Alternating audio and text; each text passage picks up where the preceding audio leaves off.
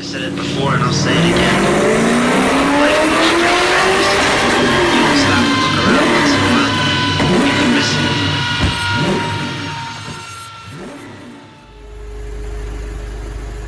it. Well, Audi S3, customer suggests that it's been mapped. It's got some mods like a Miltech system and induction kit, and he's here to see what power she puts out.